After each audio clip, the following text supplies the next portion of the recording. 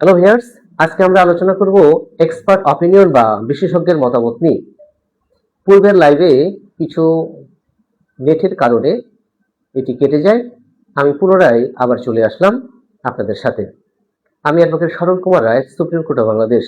আজকের আলোচনার বিষয় হচ্ছে এক্সপার্ট অপিনিয়ন বা বিশেষজ্ঞের মতামত। সাধারণত এটি কখন কিভাবে মামলার ক্ষেত্রে আসে বা এটির কেন প্রয়োজন হয়, এক্ষেত্রে আমরা আজকে বিশ্লেষণ করে দেখব।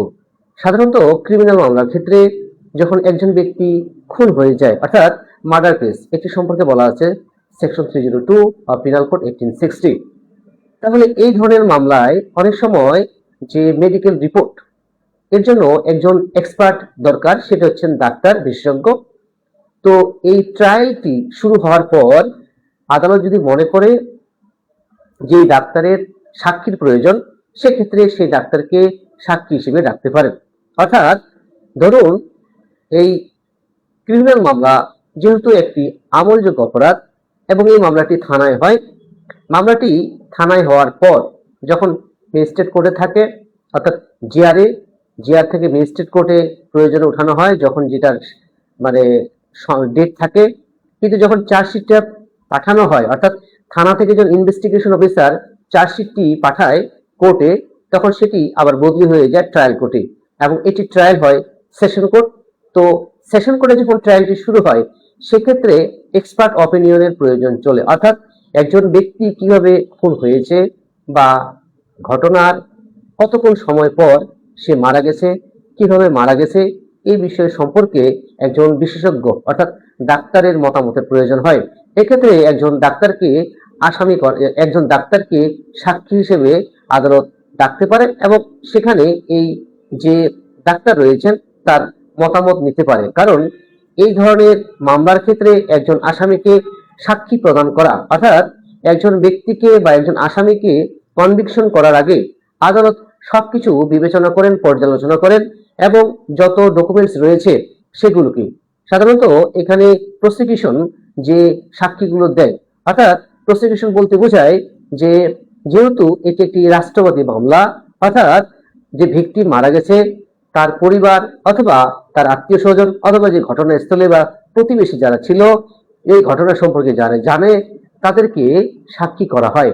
অর্থাৎ এই সাক্ষীকে আমরা বলতে পারি প্রসিকিউশন উইটনেস, যেহেতু এটি একটি রাষ্ট্রবাদী মামলা। তাহলে আমরা আজকে আলোচনা করছি এক্সপার্ট অপিনিয়ন কেন দরকার, এবং এই এক্সপার্ট অপিনিয়ন খুব গুরুত্বপূর্ণ ভূমিকা পালন করে যারা নিজেদেরকে ট্রায়াল লয়ার হিসেবে ভবিষ্যতে তৈরি করতে চান। সদ্য যারা আইনজীবী হয়েছেন এবং বার কাউন্সিল থেকে সনদ পেয়েছেন, জজ কোর্ট অথবা হাইকোর্ট ডিভিশন যেখানেই প্র্যাকটিস করেন না কেন, এই ধরনের বিষয়গুলো যদি জানা থাকে, সেই ক্ষেত্রে যে এই মামলা সম্পর্কে আপনার বেসিক থেকে শুরু করে ইন পর্যন্ত, অর্থাৎ প্রাইমারি থেকে শুরু করে ইন পর্যন্ত আপনার একটা ধারণা চলে আসে যে এই মামলার সাথে যে আসামি জড়িত রয়েছে তারা আসলে খালাস পাবে কিনা অথবা এই আসামি এই মামলা থেকে অব্যাহতি পাবে কিনা।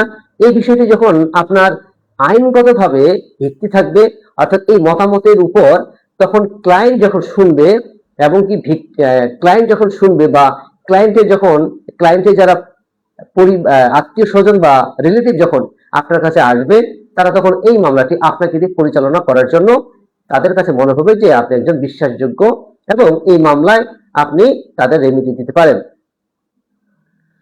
এক্সপার্ট অপিনিয়ন সম্পর্কে এভিডেন্স অ্যাক্টে বলা আছে, শুধু এক্সপার্ট অপিনিয়ন সম্পর্কে এভিডেন্স অ্যাক্টের সেকশন যদি বলা যায় 45, তার সাথেও আরো কিছু সেকশন রয়েছে। 45 থেকে আমরা 51 পর্যন্ত পড়তে পারি এক্সপার্ট সম্পর্কে। এক্সপার্টের যেমন আমরা আরেকটা উদাহরণ দিতে পারি, যেমন চেকের মামলার ক্ষেত্রে, যাকে আমরা অ্যানেক্ট মামলা বলে থাকি, নেগোশিয়েবল ইনস্ট্রুমেন্ট অ্যাক্ট। এই মামলায় অনেক সময় দেখা যায় যে যে চেকটি দিয়েছে সে স্বাক্ষর করে নাই অথবা ব্ল্যাঙ্ক চেক দিয়েছিল স্বাক্ষর ছাড়া। এক্ষেত্রে যে আসামি যার বিরুদ্ধে মামলাটি হয়েছে সে অনেক সময় বলে যে এই স্বাক্ষরটি আমার না এবং যে যে চেকের মধ্যে যে লেখাটি রয়েছে, ডেট, সবকিছু অন্যজনে লিখেছে। সেক্ষেত্রে এটিকে নিশ্চিত করার জন্য এক্সপার্টের কাছে পাঠানো হয়, অর্থাৎ এই হস্তলিপি বা স্বাক্ষর সম্পর্কে যারা বিশারদ বা বিশেষজ্ঞ বা এক্সপার্ট তাদের কাছে প্রেরণ করা হয়। কারণ কি, এই ধরনের একটি মামলায় কোর্ট সিদ্ধান্ত নিতে, অথবা আসামি পক্ষ যদি এখানে আবেদন করে যে এই মামলাটি যে চেকের উপর হয়েছে এই চেকটি আমার দ্বারা স্বাক্ষরিত নয়, অর্থাৎ এই মামলাটি হয়েছে শুধু ভুল বোঝাবুঝির কারণে অথবা ব্যক্তিগত আক্রোশের কারণে। যখন একজন এমপ্লয়ি একটি কোম্পানিতে চাকরি করেন, সেক্ষেত্রে তাকে ব্ল্যাঙ্ক চেক দিতে হয় সিকিউরিটি হিসেবে, কারণ এই কোম্পানির যে ট্রানজেকশন সেটি পরিচালনা করার জন্য এই এমপ্লয়ির হাতে দায়িত্ব দেওয়া হয়। অর্থাৎ একজন এমপ্লয়ি যখন এই ট্রানজেকশনের দায়িত্বটি নেওয়ার পরে যদি বুঝিয়ে না দেয়, যদি হুট করে সেখান থেকে বের হয়ে যায়, তাহলে কোম্পানি কিন্তু ক্ষতিগ্রস্ত হয়। এই জন্য কোম্পানি এই এমপ্লয়ীদের কাছে সিকিউরিটি হিসেবে এবং তাদের ট্রানজেকশন বা লেনদেন যেন এটি ডিফল্ট না থাকে, সেক্ষেত্রে এই কোম্পানি এমপ্লয়ীদের কাছে সিকিউরিটি হিসেবে ব্ল্যাঙ্ক চেক অথবা স্বাক্ষর করা ব্ল্যাঙ্ক চেক নিয়ে থাকেন। তো এই ক্ষেত্রে অনেক সময় দেখা যায় যে মামলাটি যে হয়েছে চেকের, এই মামলাতে যে ধরনের এলিগেশন থাকার কথা, ধরুন এখানে 2 লক্ষ বা 3 লক্ষ থাকার কথা এলিগেশন, কিন্তু মামলাটি হয়ে গেছে 20 লক্ষ টাকা। আসলে এই এমপ্লয়ির যে স্যালারি এবং এই এমপ্লয়ি যে ট্রানজাকশন করেছেন কোম্পানির সাথে, সেই স্টেটমেন্টের উপর বেস করে এতগুলো টাকা তার বিরুদ্ধে এলিগেশন আনা যায় কিনা, এটির জন্য অনেক সময় আদালতের কাছে যে উপস্থাপন করা হয় সে দালিলিক সাক্ষ্য প্রমাণ বিবেচনা বা পর্যালোচনা করে থাকে।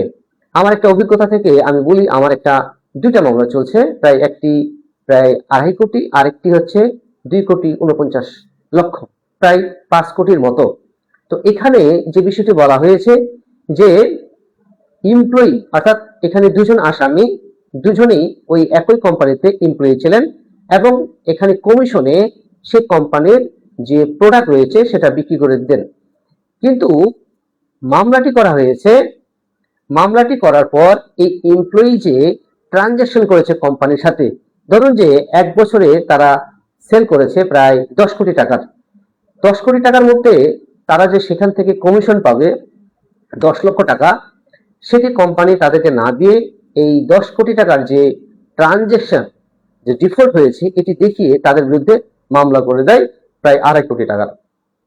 এখন প্রশ্ন হচ্ছে যে 2.5 কোটি টাকা সে আদৌ পাবে কিনা, আবার এই যে চেকটি দিয়েছে এই চেকের মধ্যে এই আসামি স্বাক্ষর করেছিল কিনা, ডেটগুলো তার নিজের হাতে বসানো ছিল কিনা, অথবা এই চেকের যে সংখ্যা, যেটা অঙ্কে যে লেখা হয়েছে টাকার পরিমাণ, সেটাও সে লিখেছে কিনা। তাহলে এই ধরনের চেকের মামলার ক্ষেত্রে যদি তার এলিগেশনটা অনেক বেশি হয়ে যায়, সেক্ষেত্রে তার পক্ষে পরিশোধ করা আসলে অনেকটা কঠিন হয়ে যায়। এই জন্য আমি এই মামলায় চেয়েছিলাম যে যখন চার্জ ফ্রেমের জন্য থাকে, তখন আমরা চেয়েছিলাম যে চার্জ ফ্রেম করার জন্য আমাদের সময় দরকার। সময় আমাদের কি দিয়েছিল আদালত, আমরা চেয়েছিলাম যে এই এমপ্লয়ির সাথে বা আসামি, যেহেতু এমপ্লয়ি হচ্ছে আমার আসামি, এই আসামির সাথে যে কোম্পানির যে ট্রানজাকশন, এই ট্রানজাকশনের যে যে যে হিসাব নিকাশ, সেটির যে স্টেটমেন্ট, সেটি কিন্তু দাখিল করে নাই। যদি স্টেটমেন্টটি দাখিল না করে, সেক্ষেত্রে এই এমপ্লয়ি কমিশন থেকে কত টাকা পান এবং কত টাকা সেল করেছেন এবং সেল করে কত টাকা কোম্পানিকে প্রদান করেছেন, এই বিষয়গুলো কিন্তু আসলে ক্লিয়ার হলো না। যদি ক্লিয়ার না হয়, সেক্ষেত্রে এই মামলাটি বিচার করা অনেক কঠিন হয়ে যায়। আমরা বলেছিলাম যে এই মামলায় যে ট্রানজেকশনের যে স্টেটমেন্টটি রয়েছে, অর্থাৎ যেহেতু একজন এমপ্লয়ি একজন কোম্পানির ট্রানজেকশন সম্পর্কে একটা ভালো একটা সম্পর্ক থাকে এবং লেনদেনের বিষয়টা, প্রোডাক্ট সেল করা এবং সেল করে কত টাকা তারা জমা দিয়েছে, সেটা তাদের একটা শিটের মধ্যে লেখা থাকে। এই স্টেটমেন্টটি তারা দাখিল করে নাই। যেহেতু কোম্পানি দাখিল করে নাই, শুধু চেকটির উপর চেক দিয়ে মামলাটি করা হয়েছে, তাহলে এইখানে আসামি পক্ষ তার ন্যায় বিচার থেকে বঞ্চিত হতে পারে। কারণ ব্যাংক যদি এই ধরনের এলিগেশন আনতে চায়, সেক্ষেত্রে অবশ্যই তাদের যে স্টেটমেন্টটি রয়েছে সেই স্টেটমেন্টটি প্রদান করতে হবে। এই কোম্পানির সাথে এই যে আসামি রয়েছে তার কতদিনের একটা ট্রানজেকশনের একটা সম্পর্ক চলমান ছিল। কারণ কি, এই ধরনের ট্রানজেকশন সম্পর্কে যদি ক্লিয়ার না করে ব্যাংক, তাহলে কোম্পানি, তাহলে এই যে লেনদেনের যে সঠিক হিসাব, আসলে তারা 2.5 কোটি টাকা পাবে কিনা, নাকি 2.5 কোটি টাকা কোম্পানি পেয়েছে, নাকি শুধু ব্ল্যাঙ্ক চেক থাকার কারণে কোম্পানি মামলাটি করেছে, তাহলে এই বিষয়গুলো ক্লিয়ার করা যাবে না এবং আদালত এই আসামির যে সাজা দিবে কিনা এটাও কঠিন হয়ে যায়। তো আমি বলেছিলাম যে যদি স্টেটমেন্টটি তাদের প্রদান করা হয়, তাদের যেহেতু এই এমপ্লয়ি 4 বছর বা 5 বছর এই কোম্পানির সাথে ট্রানজেকশনের সাথে জড়িত ছিল, যেহেতু সে একজন ডিলার ছিল এবং এই কোম্পানির যে প্রোডাক্ট সেল করেছে এবং সেখানে একটা হলফও করা ছিল যে যদি সেল করে প্রতি বছরে এত কোটি টাকার বা এত লক্ষ টাকার, সেটার উপর তার একটা কমিশন থাকবে এবং বছরে বার্ষিক একটা অ্যানুয়াল একটা আবার কমিশন থাকবে।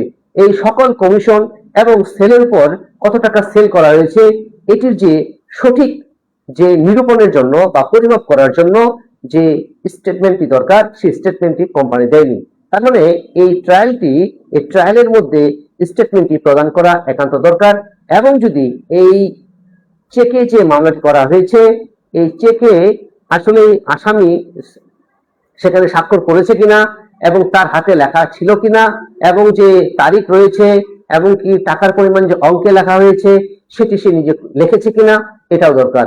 সেক্ষেত্রে অনেক সময় এই আসামি এক্সপার্টের জন্য পাঠায় যে আমার হাতের লেখা, আমার হাতের প্রায় কয়েকটা লেখা দিতে হয়, একটা কাগজে লিখে দিয়ে এটা পাঠাতে হয় যে আসলে চেকের লেখা এবং আমার হাতের লেখার সাথে মিলে কিনা, এটা এক্সপার্ট অপিনিয়ন থেকে একটা মতামত চলে আসুক।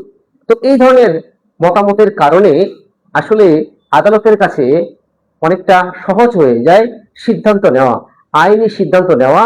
আসলে এই আসামি এখান থেকে খালাস পাবে নাকি এই আসামি এখান থেকে সাজা পাবে, এই বিষয়গুলো নিয়ে আজকে আমরা আলোচনা করছি। সাধারণত এই ধরনের বিষয়গুলো থাকার কারণে যে মামলাটি সহজে সম্পূর্ণ করা আদালতের কাছে অনেকটা সহজ হয়ে যায়। কারণ যদি এই চেকটি পাঠানো হয় অথবা এই যে ডকুমেন্টের উপর মামলাটি হয়েছে এই স্বাক্ষরটি ঠিক আছে কিনা, তাহলে এটির মতামতের উপর ভিত্তি করে এবং আরো যে সাক্ষ্য প্রমাণ রয়েছে দলিলাদি, সেটার উপর ভিত্তি করে পর্যালোচনা বা পর্যবেক্ষণ করে আদালত সঠিক সিদ্ধান্তে আসতে পারে। তো এই ছিল আমাদের আজকের আলোচনার বিষয়, এক্সপার্ট অপিনিয়ন বা বিশেষজ্ঞের মতামত। সাধারণত আমরা জানলাম যে এক্সপার্ট অপিনিয়ন বা বিশেষজ্ঞের মতামত কিভাবে প্রয়োজন বা কখন প্রয়োজন এবং এটার উপর ভিত্তি করে আদালত কিভাবে এই মামলাটিতে একটি সঠিক সিদ্ধান্ত বা একটি জাজমেন্ট দিতে পারেন। আজকের একটি বিষয় হচ্ছে যে যেহেতু এই আমার ফেসবুকে কিছু টেকনিক্যালের কারণে অনেকগুলো আনফ্রেন্ড হয়ে যায় এবং আমার ফলোয়ার অনেকগুলো কমে গেছে, যেখানে 5,800 থাকার কথা সেখানে চলে আসছে 2,300। তো যারা বাদ পড়েছেন তাদের কাছে আমার অনুরোধ রইল, দয়া করে আপনারা রিকোয়েস্ট পাঠাবেন, অবশ্যই আমি ফ্রেন্ড রিকোয়েস্ট অ্যাকসেপ্ট করব। এবং যারা আমার সাথে আছেন এবং ছিলেন এবং ভবিষ্যতে থাকবেন, আমার লাইভ দেখছেন, তাদের সকলের প্রতি আমার ভালোবাসা। এইভাবে আমাকে সহায়তা বা সাপোর্ট করবেন, আপনাদের সাপোর্ট আমাকে সামনে এগিয়ে নিয়ে যাবে। আজকের এই লেকচার থেকে আমরা জানলাম এক্সপার্ট অপিনিয়ন বা বিশেষজ্ঞের মতামত কতটা গুরুত্বপূর্ণ ভূমিকা পালন করে এবং এটা এভিডেন্স অ্যাক্টের 45 সেকশন 45 এ বলা আছে। আমরা 45 থেকে 51 সেকশন যদি দেখি তাহলে মোটামুটি বলা যায় যে সেখানে বিশেষজ্ঞ সম্পর্কে অনেক কথাই বলেছে। তো আরো কিছু সেকশন রয়েছে, তো আজকে আমরা এটুকু নিয়ে আলোচনা করলাম। দেখি কারা কারা আসে।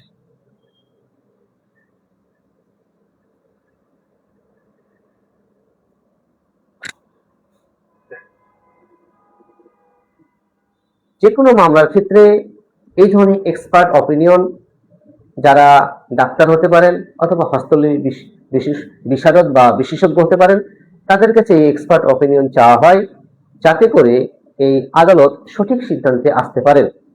তো এই ছিল আমাদের আজকের আলোচনার বিষয়। আশা করি আমার এই লেকচারটি আপনাদের উপকারে আসবে। যদি উপকারে আসে তাহলে অবশ্যই এটিকে শেয়ার করবেন এবং যারা আপনার পরিচিত ব্যক্তি রয়েছেন তাদেরকে শেয়ার করে সচেতন করবেন এই আইনি তথ্য দেওয়ার জন্য। আমি অ্যাডভোকেট সরল কুমার রায়, সুপ্রিম কোর্ট অফ বাংলাদেশ। তো আজ পর্যন্তই, আপনাদের সকলের প্রতি শুভকামনা রেখে এখানে শেষ করছি। ভালো থাকবেন, নমস্কার।